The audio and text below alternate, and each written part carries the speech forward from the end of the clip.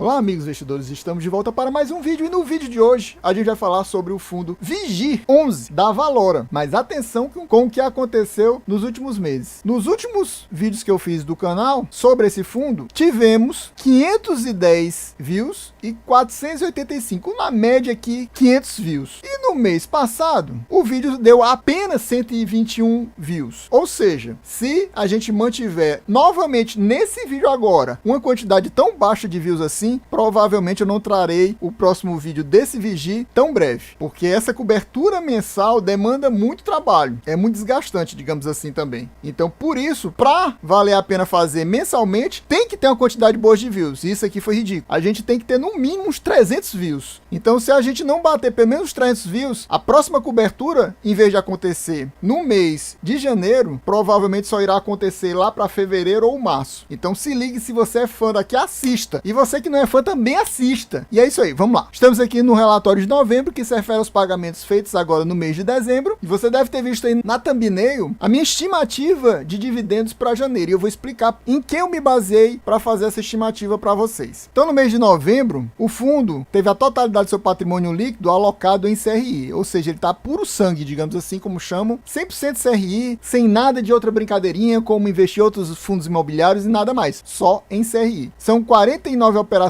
diferentes, num total investido de 1 bilhão e 34 milhões. Lembrando que ele tem uma posição muito pesada, o que eu acho complicado, vou dizer como eu pronuncio, HELBOR ou ELBOR, se a gente considerar o H mudo. A HELBOR deve em torno de 31% desse patrimônio líquido aqui, é HELBOR. 31%, é muita coisa, pessoal. Mais de 300 milhões são devidos pela HELBOR. E se der problema, meu amigo, o que acontece? O fundo vai ficar muito complicado, uma situação muito complicada, deve perder em torno de 30% dos rendimentos. Aí você vai dizer, tá sabendo de alguma coisa, Adriano? Não, não tô sabendo de nada, mas eu só tô dizendo essa questão da concentração, que tá muito pesada na HELBOR. Não deveria ter uma concentração tão alta. O fundo já tem 1 bilhão em carteira, já deveria estar menos concentrado. Eu acho, e muita gente também acha, que o ideal é um devedor dever no máximo 5% do patrimônio líquido, ou seja, no caso aqui do Vigi, na faixa de 50 milhões apenas, e não ter um devedor com 300 milhões de dívida com o fundo no momento. Então é isso, fica o alerta aí. Em relação a compras e vendas, em novembro o fundo comprou cerca de 80 milhões em 4 operações distintas. Dessas, 3 já existiam no fundo, indexadas ao CDI. Olha aqui, um CRI da HELBOR, o 40E, no valor de 70 milhões. Só isso aqui, se ele tivesse só esse CRI aqui, já seria uma concentração além do normal, deveria ser no máximo 50 milhões, e só nesse CRI são 70 milhões. Só que tem mais outros 5 CRIs, são 6 CRIs no total da HELBOR, e aí complica. O fundo vendeu cerca de 39 milhões e meio e recebeu amortizações no valor de 13 milhões e uma quitação de 2 CRIs no valor de 8 milhões. Então teve venda, teve esses recebimentos. Algum desses recebimentos não está claro aqui, mas devem ter afetado as receitas do fundo. Eu vou mostrar daqui a pouquinho para vocês, no mês de novembro, que deu uma receita assim meio que extraordinária, e isso afetou o resultado do fundo, ou seja, o lucro do fundo. Vou mostrar isso daqui a pouquinho para vocês. E o fundo pagou 11 centavos. Finalmente, né? O fundo estava muito regular, né? Pagando 12.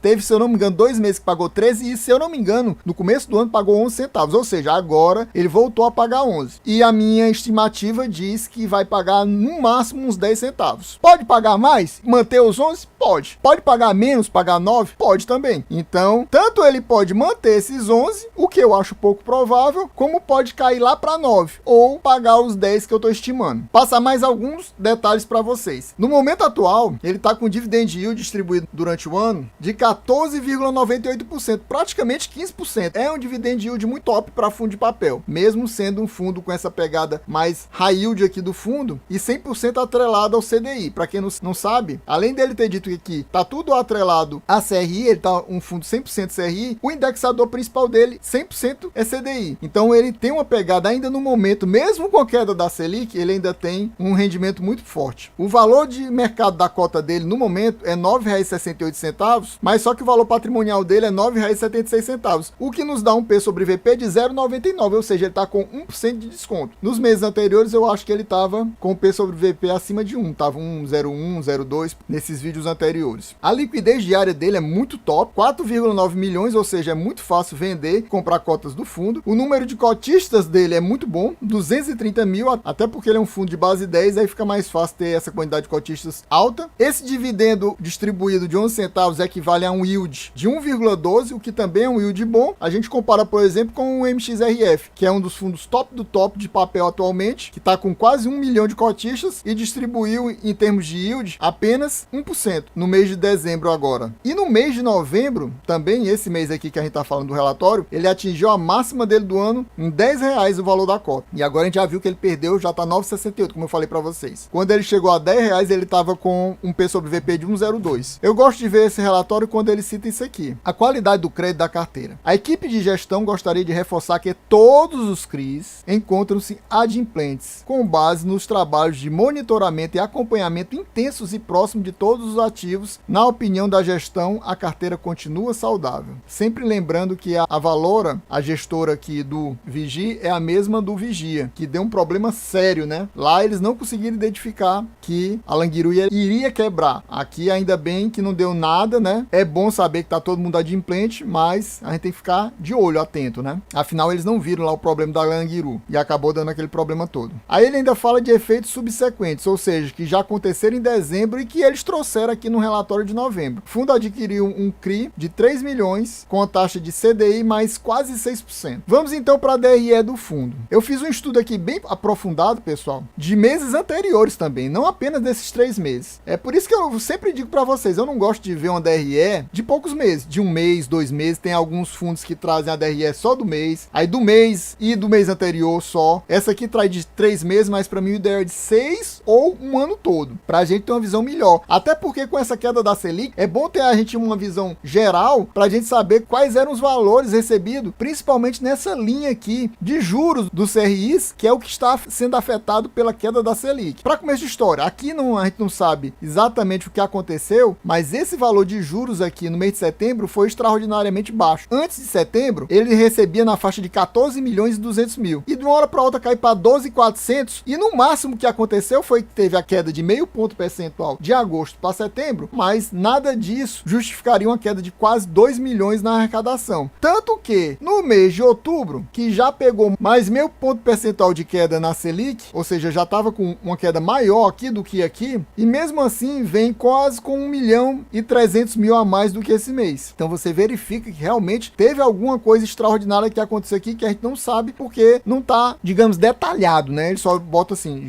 CRI e juros e pronto. Mas esse valor aqui é fora do normal, então eu até desconsiderei ele para fazer umas contas, para fazer a minha estimativa. Aí você vê que no mês de novembro, que por exemplo teve a mesma quantidade de dias úteis de setembro, mas aqui a gente já pode considerar que teve uma queda ou de 1 ponto percentual ou de 1,5 ponto percentual. Eu vou considerar que teve até menos, considerar que caiu só 1 ponto percentual, assim como teria caído para outubro. Esse valor deveria ser próximo desse aqui, claro que esse sendo menor, porque teve uma queda maior na Selic. Aqui, por exemplo, era para ter tido a queda de meio ponto e aqui pelo menos 1 ponto percentual para 1,5 ponto.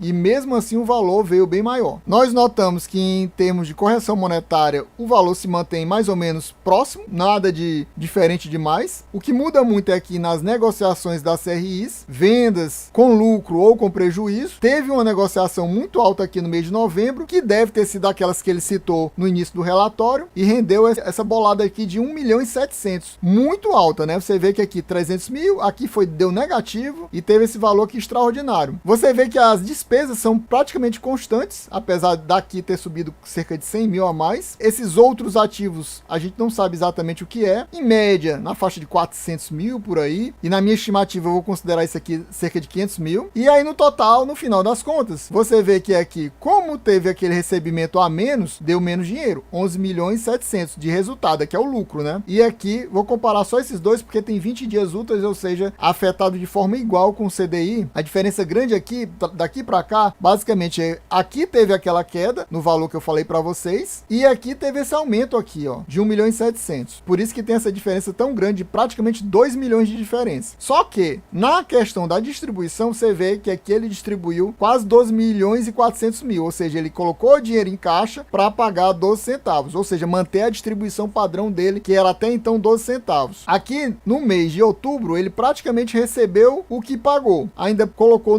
na reserva 500 mil e novamente pagou 12 centavos, como se nada tivesse acontecendo, como se não tivesse havendo queda na Selic nem nada. Agora, nesse mês, mês aqui de novembro, você observa que ele recebeu 13 milhões e 600 e pagou apenas 11.300, ou seja, colocou em reserva cerca de 2 milhões. Aí você me pergunta, por que ele fez isso? Eis a questão. Aí você vê que em reserva ele tem 2 centavos. Esses 2 centavos, pessoal, eu fiz as contas, equivale mais ou menos a 2 milhões de reais. É mais ou menos isso que está em reserva. Só que nos meses de junho, que ele paga em julho, e nos meses de dezembro, que ele paga em janeiro, ele paga taxa de performance. Essa taxa de performance é acumulada mês a mês e é anunciada, digamos assim, no último mês do semestre e paga no mês seguinte. E já vai aparecer na DRE de dezembro. E o valor que ele pagou nas últimas vezes, as últimas 2 taxas de performance foram, no ano passado, cerca de 3 milhões e 300 mil e 3 milhões e 500 mil no mês agora de junho. Ou seja, eu estou calculando que ele vai pagar novamente nessa faixa de 3 milhões e meio ou um pouquinho mais. É mais ou menos isso. Ou seja, essa despesa corrente aqui vai saltar de 1 milhão e 600, digamos que 1 milhão e 500, para cerca de 5 milhões e 200. É mais ou menos isso que vai acontecer. Eu já estimei 5 milhões e 200. Então, eu fiz umas contas de padeiro aqui e fiz uma estimativa de quanto o fundo deve arrecadar nesse mês, já considerando uma queda no valor de 1,5 ponto percentual, não mais 1 ponto apenas, no mês de dezembro. Então, pelas minhas contas, mais ou menos vão ter 20 dias úteis e o fundo deve receber de juros de CRI, que seria nessa linha aqui, cerca de 12 milhões e 800 mil. Eu considerei mais ou menos que ele vai receber essa faixa de 25 mil, coloquei até acima, né, de correção monetária. Considerei que vai dar ruim nessa CRI de negociação, a gente não sabe, pode dar mais, pode dar menos, pode dar negativo. Eu considerei 0 aqui. A gente não sabe se vai ter negociação, se tiver negociação, tranquiliza mais. Se não tiver, vai zerar aqui. E considerei que ele vai ter nessa linha aqui outros ativos de receita, eu considerei 500 mil, fui bonzinho. Com isso, e reduzindo do valor das despesas aqui, que eu calculo que seja nessa faixa de 5 milhões e 200 mil, taxa de administração e a taxa de performance dos últimos 6 meses, vai dar um resultado na faixa de 8 milhões e 125. Só que ele tem esses 2 milhões aqui, né? Então, considerando esses 8 milhões e 125 apenas, ou seja, bem menos do que aqui, né, nesses últimos 3 meses, aí você diz, mas também tu tá sendo muito pessimista, né? Eu acho que não, né? Até porque aqui só deu muito por causa de quase 2 milhões de negociação. E agora, no mês de dezembro, com certeza já vai estar 1,5 ponto de queda na Selic. Pode ser até que seja um pouquinho mais. Eu não vou considerar a perda de 0,5 ponto percentual desse mês. Eu vou considerar só para o mês de janeiro, que vai ser distribuído os pagamentos no mês de fevereiro. Então, por isso tudo, eu acho que o fundo vai ter um resultado, considerando isso aqui já na faixa de 10 milhões para distribuir. Seriam uns 8 milhões 125 mil aproximadamente de resultado e mais uns 2 milhões que ele vai tirar aqui da reserva para distribuir. Ou seja, ele iria distribuir cerca de 10 milhões e 125 mil. Então, nisso, o fundo iria pagar no máximo 10 centavos. Pode ser pior? Pode. Mas, sendo mais conservador, eu estimei isso aqui 10 centavos. Pode pagar 11? Pode. Se tiver uma negociação dessa aqui que praticamente complemente o valor e ele consiga distribuir na faixa de 11 milhões e não 10 milhões, ele provavelmente consegue pagar, manter os 11 centavos. Vamos esperar para que venha alguma coisa boa e ele acabe pagando 11 centavos. Mas eu acho que ele vai pagar nessa faixa de 10 centavos. Vamos ver se eu estou certo no início do mês que vem, quando ele anunciar os dividendos a serem pagos no mês de janeiro. E a gente só vai saber desses números aqui, obviamente, quando sair o relatório do mês de dezembro, que sai mais ou menos no final do mês de janeiro, né? Aqui temos a carteira do fundo. A gente vê aqueles ativos da Helbor, ou Elbor, como você preferir chamar. Esse Pateu Monge lá é da Elbor também, apesar de não estar escrito Elbor aqui, é da Elbor. Eu já fiz uma pesquisa sobre isso. A gente ainda tem mais esse ativo aqui, tem mais esse ativo aqui. Então, se você somar todos esses percentuais aqui do patrimônio líquido, você vai chegar naqueles 31% que eu falei para vocês, até um pouquinho mais. Eu